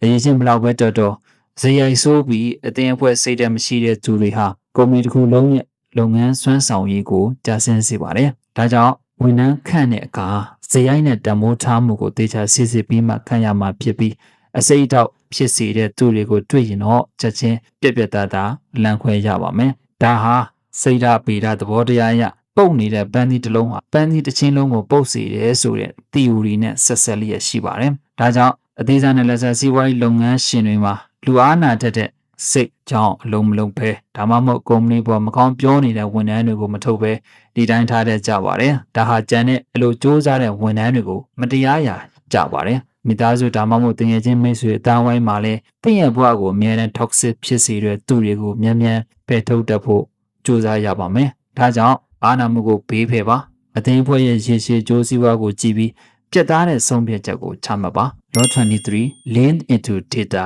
not your opinion ဒီ23ခုမြောက်စီမင်းကတော့ကိုယ့်ရဲ့ထင်မြင်ယူဆချက်အချက်လက် data ပေါ်မှာပဲအခြေခံပြီးဆုံးဖြတ်ပါဆိုတဲ့အချက်ပါပဲဒီဥပဒေသားရဲ့ရည်ရွယ်ချက်ကတော့ကျွန်တော်တို့ရဲ့ atta နဲ့ဗလိုက်မှုတွေကိုဖယ်ရှားဖို့ဖြစ်ပါတယ်စာရေးဆရာစတီဗင်ကသူ social media project တွေလုပ်တဲ့အခါဒီ thumbnail ကပိုကောင်းပါပဲဆိုတဲ့သူ့ရဲ့ကိုယ်ပိုင်မြင်ချက် testing တွေလုပ်ပြီးမှနှိုင်းယှဉ်ပြီးတော့မှထွက်လာတဲ့အချက်လက်တွေနဲ့ကိန်းဂဏန်းတွေကပြတဲ့အတိုင်းပဲရွေးချယ်တွေရှိပါတယ်အချက်လက်တွေကတော့ဘရောမှမလိမ်ညာပါဘူးဒါပေမဲ့လူရဲ့အမြင်လူရဲ့ယူဆချက်ကတော့အမြဲ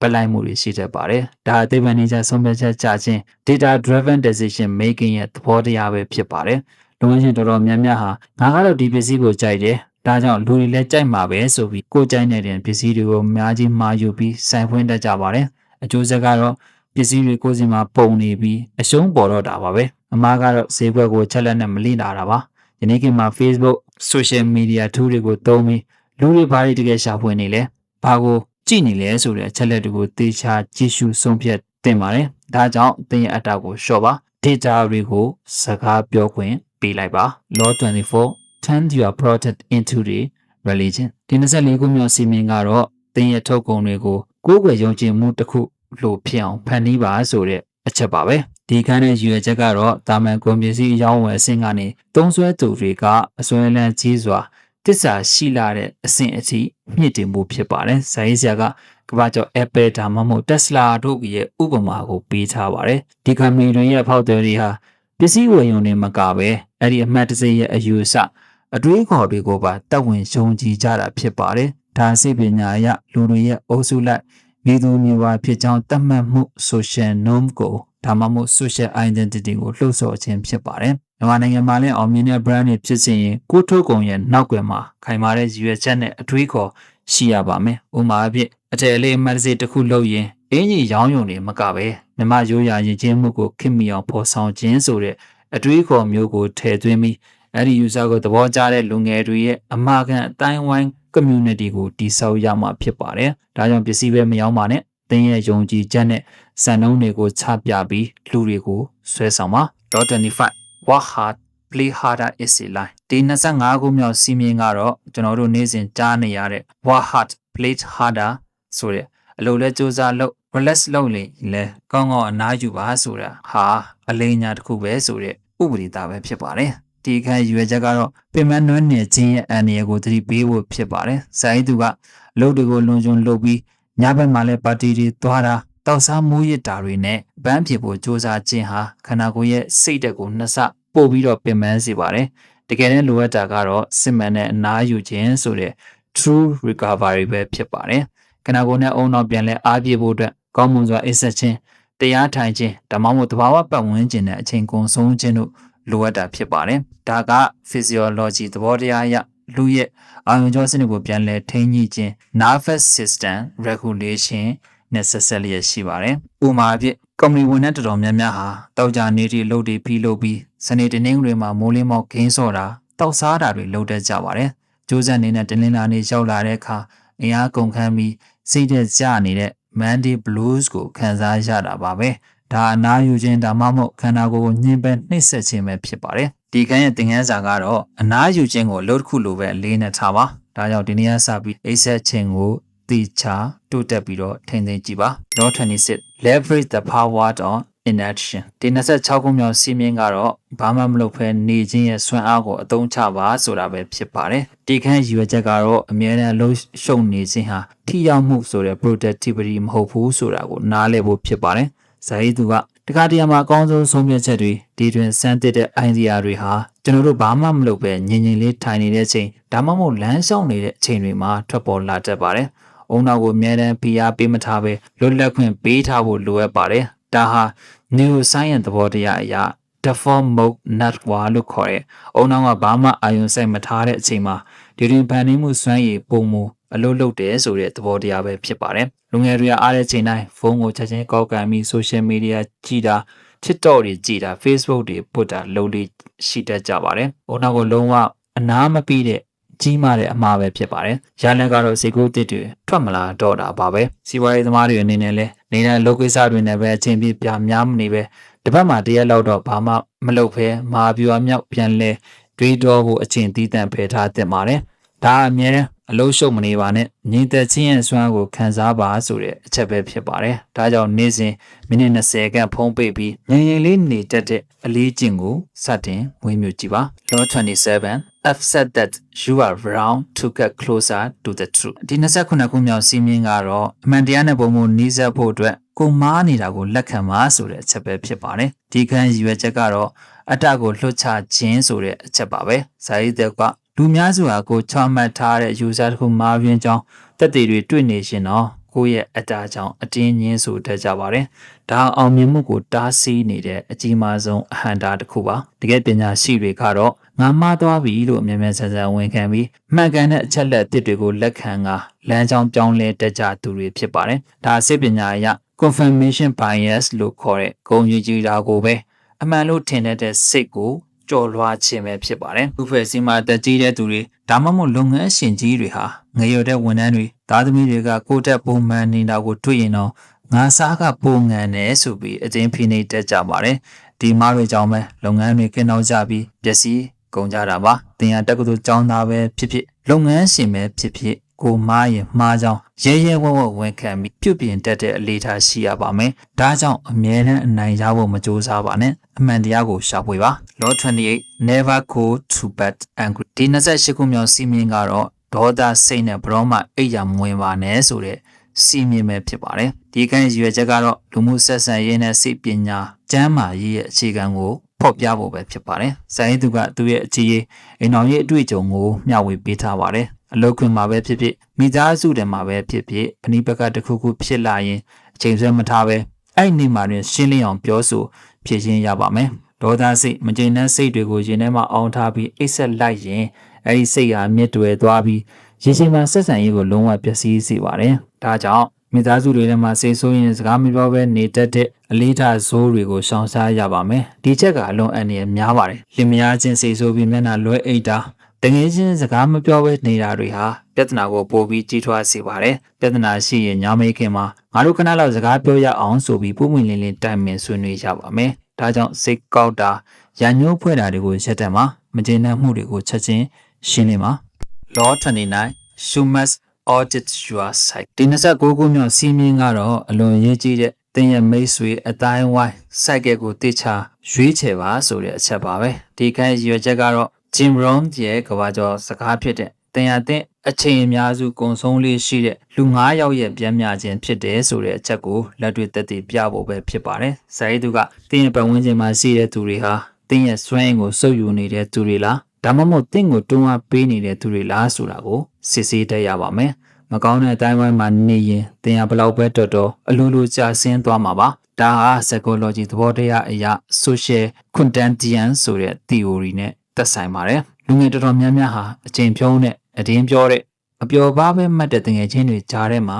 အချိန်ကုန်နေတတ်ကြပါတယ်အမှားကတော့အားနာလို့အဲ့ဒီတန်းဝင်းကနေမထွက်ခွာရဲတာပါပဲတင်ရဘွားကိုတိုးတက်ခြင်းနဲ့စီးပွားရေးအောင်မြင်ခြင်းနဲ့ဆိုရင်စာဖတ်တဲ့သူတွေစူးစမ်းနေတဲ့သူတွေအောင်မြင်နေတဲ့သူတွေရှိတဲ့ပတ်ဝန်းကျင်စီကိုရဲရဲဝံ့ဝံ့ပြောင်းရွှေ့နိုင်ရပါမယ်။ဒါကြောင့်တင်းရဲ့တငယ်ချင်းတွေကိုပြန်လဲစစ်ဆေးကြည့်ပါ။တင်းကိုအောက်ဆွဲချမဲ့သူတွေကိုဖယ်ထုတ်ပြီးတင်းကိုမြင့်တင်ပေးတဲ့သူတွေနဲ့တင်းရဲ့ပတ်ဝန်းကျင်မှာဝန်းရံထားတဲ့ရမှာပါ။ Law 13 Make internal progress visual ဒီ30ခုမြောက်စီမင်းကတော့အတွင်းပိုင်းတိုးတက်မှုကိုမြင်သာအောင်လုပ်ပါဆိုတဲ့အချက်ပါပဲ။ဒီကန်းရည်ရွယ်ချက်ကတော့စိတ်ဓာတ်ကြခြင်းကိုကာကွယ်ဖို့နဲ့တွန်းအားကိုရေရှည်ထိန်းထားနိုင်ဖို့ပဲဖြစ်ပါတယ်။ဇာတိသူကလူတွေကဘဝမှာစူးစမ်းနေပေမဲ့ချက်ချင်းထင်သာမြင်သာတဲ့ရလက်မတွေးရတဲ့အခါငါလုပ်တာတွေကအချင်းကြီးပဲဆိုပြီးလက်လျှော့တတ်ကြပါတယ်။ဒါကြောင့်ကိုယ့်ရဲ့သေးငယ်တဲ့တိုးတက်မှုတွေကိုစာရွက်ပေါ်မှာပဲဖြစ်ဖြစ် dashboard ပေါ်မှာပဲဖြစ်ဖြစ်ဇယားနဲ့မြင်သာအောင်မှတ်တမ်းတင်ထားရပါမယ်။ဒါစိတ်ပညာအရအပြုသဘောဆောင်တဲ့တုံ့ပြန်မှုစနစ်လို့ခေါ်တဲ့ positive feedback loop ကိုဖန်တီးခြင်းဖြစ်ပါတယ်။ဥပမာပြလူငယ်တယောက်ဝေးချ ဖို့စူးစမ်းနေတယ်ဆိုပါစို့ကိုယ့်ရဲ့လေးချိန်ကချက်ချင်းမကြပေမဲ့နေစဉ်လက်ကျင်ငန်းလုပ်တဲ့ရက်တွေကိုပြကလေးမှာကြက်ကြည်ခတ်ပြထားတာလို့ပါဒါမှမဟုတ်လုပ်ငန်းရှင်တယောက်အနေနဲ့ customer အသစ်တွေစီဘုံဆက်တဲ့ရေတွက်ကို graphic နဲ့ဆွဲမှတ်ထားတာမျိုးလုပ်တင်ပါတယ်အဲ့လိုမြင်ရတဲ့အခါအုံနောက်ကငါတိုးတက်နေပါလားဆိုတာကိုအတိမတ်ပြုပြီးဆက်လက်လှုပ်ဆောင်ဖို့စွမ်းရင်ပေးပါတယ်ဒါကြောင့်တင်းရဲ့စူးစမ်းမှုကိုစိတ်ထဲမှာပဲမထားပါနဲ့မတန်းတင်ထားပြီးမျက်စိနဲ့မြင်သာအောင်ပြသနိုင်ဖို့စူးစမ်းပါ Law 31 Question your benefits ဒီ31ခုမြောက်စီမင်းကတော့တင်းရဲ့ယုံကြည်ချက်တွေကိုပြန်လည်မေးခွန်းထုတ်ပါဆိုတဲ့ဥပဒေသားပါပဲဒီခန်းရည်ရွယ်ချက်ကတော့ကျွန်တော်တို့ငယ်ငယ်ကလေးကလူအဖွဲ့အစည်းမိဘဒါမှမဟုတ်ပတ်ဝန်းကျင်ကရိုက်သွင်းပေးလိုက်တဲ့ကန့်သက်ချုပ်ချယ်ထားတဲ့ယုံကြည်ချက်တွေဆိုတဲ့ limiting beliefs တွေကိုဖောက်ထွက်ဖျက်ဆီးပြနိုင်မှုဖြစ်ပါတယ်စာရေးသူကငါကတော့စီးပွားရေးလုပ်ဖို့မွေးဖွားလာတာမဟုတ်ဘူးငါကတော့ပတ်စံအများကြီးမချမ်းသာနိုင်ပါဘူးဆိုတဲ့အတွေးတွေဟာအရှိတရားမဟုတ်ပဲတင်းရဲ့အုံနောင်ကဖန်တီးထားတဲ့လှောင်ရင်းမျှတာဖြစ်ပါတယ်ဒါအခြေခံကြကြတွေးခေါ်ခြင်းဆိုတဲ့ first principle thinking ဆိုတဲ့ Elon Musk တို့လိုကဘာကျော်တွေသုံးတဲ့နည်းဗျူဟာဖြစ်ပါတယ်လူဖွဲ့စည်းမှာကန်စီမန်ရပဲဆိုပြီးကိုယ်တိုင်မကြိုးစားပဲကံကြမ္မာကိုပဲပုံဝန်းတက်တဲ့သူတွေအများကြီးရှိတတ်ကြပါတယ်ငါတို့ကတော့စင်ရဲသားမလို့ဒီလောက်ပဲရမှာဘောဆိုတဲ့အတွေးမျိုးတွေပါဒါတွေကိုရဲရဲဝံ့မေးခွန်းထုတ်တဲ့ရပါမယ်ဒီချက်ကတကယ်ပဲမှန်တာလားငါတို့ရဲ့ဘဝကိုငါတို့ကိုယ်တိုင်ပြောင်းလဲဖို့မရဘူးလားဆိုတဲ့အချက်ကိုတွေးတော့ပြီးခေတ်နောက်ကျနေတဲ့ယုံကြည်ချက်တွေကိုဆွလို့ရပါမယ်ဒါကြောင့်တင်းကိုတင်ကတ်တမထားပါနဲ့ယုံကြည်ချက်အဟောင်းတွေကိုမေးခွန်းထုတ်ပြီးအမြင်အသစ်တွေကိုလက်ခံပါ Law 32 The Architecture of Status ဒီ32ခုမြောက်စီမင်းကတော့တင်းရဲ့အဆင့်တန်းကိုတိဆောက်ပါဆိုတဲ့အချက်ပဲဖြစ်ပါတယ်ဒီခန်းရည်ရွယ်ချက်ကတော့လူတွေဟာ status ကိုဘယ်လိုရှာဖွေကြလဲဆိုတာကိုနားလည်စေဖို့ဖြစ်ပါတယ်ဒါရေးသူကလူတဘာဝဟာဖွဲ့စည်းတဲ့မှာအတိမတ်အပြုခံရဖို့အဆင့်တန်းမြင့်မားဖို့အမြဲကြိုးစားတတ်ကြပါတယ်ဒါပေမဲ့ပေါ်ရန်အဆင့်တန်းတွေဖြစ်တဲ့ဈေးကြီးတွေပစ္စည်းတွေအတွင်းဝယ်သုံးပြခြင်းတွေဟာရရှိမှမတည်မြဲပါဘူးစစ်မှန်တဲ့အဆင့်တန်းဆိုတာသူတစ်ပါးပေါ်ပေးဆက်ခြင်းကုညီခြင်းနဲ့အကျိုးပြုခြင်းကသာလာတာဖြစ်ပါတယ်ဒါအစဉ်ရဲ့ပြောင်းလဲမှုလူမှုဗေဒအရာလူအဖွဲ့အစည်းကိုကြိုးပြသူတွေကသာအဖွဲ့ဝင်တွေကယူသေးလေးစားကြတဲ့သဘောထားဖြစ်ပါတယ်လူငယ်များစွာယနေ့ခေတ်မှာ flexing culture ဆိုတဲ့ကြွားဝါခြင်း culture ရဲ့ထောင်ချောက်ထဲကိုရောက်နေတတ်ကြပါတယ်။ပစံမရှိပဲရွှေတူးငွေတူးတွေဝတ်တာအကျွေးဆက်ပြီး iPhone အသစ်ကိုအတင်းဝယ်တာအစင်တန်းရှိတယ်လို့ထင်ရအောင် restaurant ဆိုင်ကြီးတွေမှာတပ်ပုံရိုက်ပြတာတွေလုပ်တတ်ကြပါတယ်။ဒါအပေါ်ယံအစင်တန်းကိုရှာဖွေတဲ့အမှားတွေပါ။ရလက်ကတော့ငွေကြေးကျက်တွေဖြစ်ရတာပါပဲ။အဲဒီစားကိုယ့်ရဲ့အရေးချင်းနဲ့သူ့ဘာကိုဘယ်လိုကိုကြီးရမလဲဆိုတာကိုပဲအာရုံစိုက်ပြီးစစ်မှန်တဲ့ယုံကြည်လေးစားမှုကိုရယူသင့်ပါတယ်။ဒါကြောင့်အပေါ်ယံကုံပကတနာတွေနောက်ကိုမလိုက်ပါနဲ့။တင်ရဲ့တံမိုးကိုလက်တွေ့လုပ်ရက်တွေနဲ့တက်တည်ပြပါ။ Law 33 That is the ultimate deadline နောက်ဆုံး33ခုမြောက်စီမင်းကတော့အားလုံးတန်းမှာ၄နဲ့ဆုံးတဲ့အရှိတရားအကျဆုံးစီမင်းတစ်ခုပါပဲ။ဒါကတော့တည်ခြင်းတရားဟာနောက်ဆုံးအချိန်ဖြစ်တယ်ဆိုတဲ့ချက်ပါပဲ။ဒီခန်းရွယ်ချက်ကတော့ကျွန်တော်တို့ရဲ့ဘဝတတန်းဟာအကန့်အသတ်ရှိတယ်ဆိုတာကိုသတိပေးပြီးအချိန်တွေကိုအဓိပ္ပာယ်ရှိအသုံးချတတ်စီဖို့ဖြစ်ပါတယ်။ဒါကြောင့်စာရေးသက်စတီဗင်ကသူ့ရဲ့တငယ်ချင်းတယောက်ရုတ်တရက်တည်ဆုံးသွားခဲ့တဲ့ဖြစ်ရပ်ကိုမျှဝေပြီးရှင်းပြပေးထားပါတယ်။လူတွေကကိုလို့ချင်တဲ့ຢာတွေကိုနောက်မှလုပ်မယ်ဆိုပြီးအမြဲအချိန်ဆွဲတတ်ကြပါတယ်။ဒါပေမဲ့တည်ခြင်းတရားကဘယ်တော့လာမလဲဆိုတာဘယ်သူမှမသိပါဘူး။ဒီနေ့ကတင်းပွားရဲ့နောက်ဆုံးနေ့ဖြစ်ခဲ့ရင်တင်ခုအချိန်ဆွဲနေတဲ့အရာတွေကိုတည်တန်းထပ်ပစ်ခဲ့မှာလား။ဒါရှင်ရောမအတွေးခေါ်ဖြစ်တဲ့Memento Mori ဆိုတဲ့တင်တရားမှာကိုတတိယလောဆိုတဲ့တတနိကဗေဒဆိုင်ရာအချက်လက်တစ်ခုလည်းဖြစ်ပါတယ်။ဒါကြောင့်လူသမားတွေကဘွားကိုပြင်းရင်ညင်းငွေစွာဖြတ်တန်းရင်ငါတက်ကြီးမှပဲစီးပွားရေးလုပ်မယ်။ငါနောက်မှပဲမိဘကိုလှုပ်ကြည့်မယ်။နောက်မှပဲကိုယ်ဝနာပါတာလုပ်မယ်ဆိုပြီးအချိန်တွေကိုဖြုံးတီးနေတတ်ကြပါတယ်။ဒါဟာအကြီးမားဆုံးအမှားတစ်ခုပါ။ဒါကြောင့်လက်ရှိချိန်မှာတင်ဘွားကိုစတင်ပြောင်းလဲဖို့အကောင်းဆုံးအချိန်ပဲဆိုတာကိုသဘောပေါက်နားလည်ထားဖို့လိုပါတယ်။ဒီခိုင်းရတဲ့ချုပ်တင်ငန်းစာကတော့အချိန်ဆိုတာပြန်မရနိုင်တဲ့အဖိုးတန်ဆုံးအရှင်းမြစ်ဖြစ်ပါတယ်။ဒါကြောင့်ဒီနေ့ကစပြီးတင်ချရတဲ့သူတွေကိုချိန်ပေးပါ။တင်ဖြစ်ခြင်းတဲ့အိမ်မက်တွေကိုချက်ချင်းအကောင့်ထဲပေါ်ကြည့်လိုက်ပါ။ဒီစာအုပ်တုံလုံးကပြီးတဲ့အဓိက message နဲ့အနှစ်ချုပ်သတင်းစကားကတော့ရှင်းရှင်းလေးပါပဲ။ဘဝနဲ့စီးပွားရေးမှာအောင်မြင်ခြင်းနဲ့ဆိုရင်အပြင်ပန်းနည်းဗျူဟာတွေထက်မိမိရဲ့အတွင်းစိ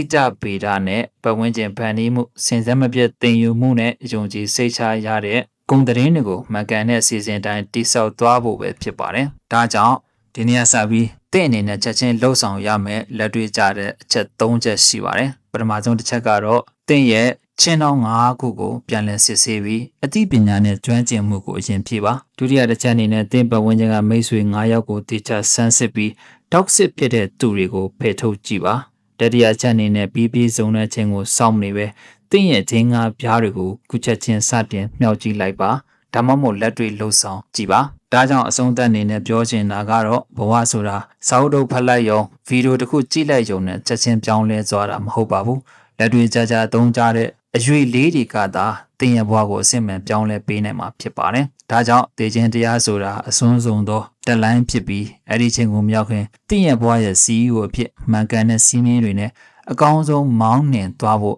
တိုက်တွန်းလိုက်ပါရစေခင်ဗျာဒါကြောင့်ဒီနေ့တင်ဆက်ပေးခဲ့တဲ့အကြောင်းအရာတွေကိုသဘောကျတယ်ဆိုရင်တော့ဒီဗီဒီယိုလေးကို like and subscribe လုပ်ခဲ့ပြီးနောက်ထပ်စာအုပ်ကောင်းတွေကိုအနှစ်ချုပ်တွေကိုမလွတ်တမ်းကြည့်ရှုနိုင်မှုကျွန်တော်ရဲ့ channel ကို like and subscribe ပေးကြဖို့မမေ့ကြပါနဲ့ခင်ဗျာအားလုံးပဲစေကူအိမ်မက်တွေအကောင့်ထဲပေါ်နိုင်ကြပါစေအောင်မြင်တဲ့ဘဝကိုပိုင်ဆိုင်နိုင်ကြပါစေစောင့်မျှော်ကြည့်ရှုပေးတဲ့ခဲ့ကြတဲ့အတွက်ကျေးဇူးတင်ရှိပါတယ်ခင်ဗျာ